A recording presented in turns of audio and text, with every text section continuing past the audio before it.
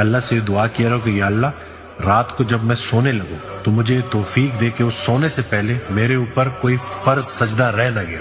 کتنی پیاری دعا ہے کہ ہم دعاؤں میں پتہ نہیں کیا مانگ رہے ہوتے ہیں نا. یعنی کہ رات کو سونے سے پہلے کہ یا اللہ آج کا دن جو پورا گزرا مجھے کوئی ایسا دن نصیب نہ کر کے جس میں مجھ سے کوئی فرض سجدہ رہ گیا. اور دوسرا انہوں نے کہا کہ تہجد پہ نا اٹھ کے کہتے ہیں کہ نفل وہ سب وہ کرے لیکن ایک لمبا سجدہ نا بس تشکر کا کر لیا کرے. ایک 5 منٹ سر سجدے میں ڈالیں. وہ جو وقت ہوتا ہے نا وہ بڑا مبارک وقت ہوتا ہے. اللہ بڑا قریب آیا ہوتا ہے. تو سر سجدے میں ڈالیں اور سر اٹھائیں نہ اور کچھ اللہ سے دنیاوی چیزیں نہ مانگیں. بس محسوس کریں تو نے یہ سجدے کی توفیق دی, اسی پہ تیرا شکر ہے. 5 منٹ آپ یہ پریکٹس کریں نا اور آپ دیکھیں آپ کی لائف میں کتنی چینجز آتی. تو اللہ تو نہ کوئی اس نے کوئی بیریئر لگایا ہوا ہے نہ اسی کوئی سیکیورٹی گارڈز ہے.